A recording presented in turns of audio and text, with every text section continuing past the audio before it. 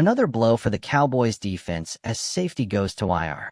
The Dallas Cowboys played to a draw with the Green Bay Packers on Sunday night, 40-40, and they paid for their assignment.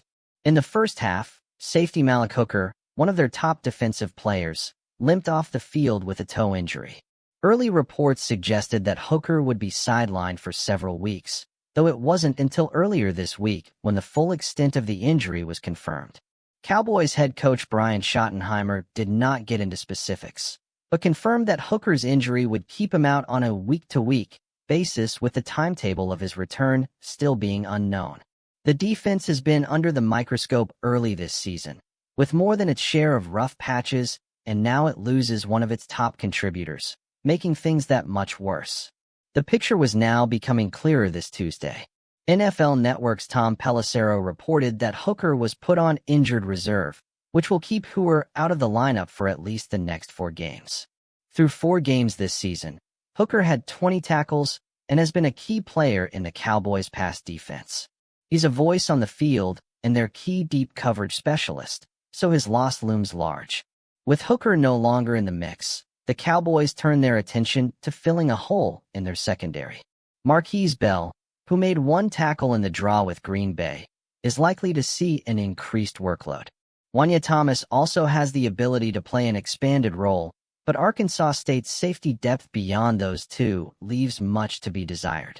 That's a situation that has led to some speculation that Cowboys owner/general manager Jerry Jones may be looking at veterans on the open market as potential stopgap measures, depending on structure or what other outside free agents may get. C.J. Gardner-Johnson, released by Houston, Justin Simmons were some of the guys who could be in play as secondary options to Moore. Former 49ers and Colts safety George Odom could also be an interesting fit as well, but he is coming off off-season elbow surgery. The timetable of Hooker's injury is very untimely, with Dallas facing a big Week 5 test against the New York Jets. The Cowboys are 1-1 and can ill afford to slip any further. That, with all loss on defense, comes a week in which the Cowboys already have declared they won't dress 4 players, including star wide receiver CeeDee Lamb, ankle. Return man Cavani Turpin and offensive tackle Tyler Booker are not on the list either.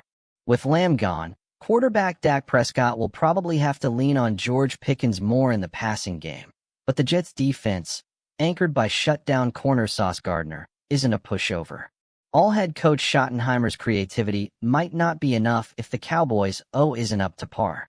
As the margin for error gets thinner, losing Hooker for at least a month complicates the challenge even more for a Cowboys defense that is trying to establish its rhythm.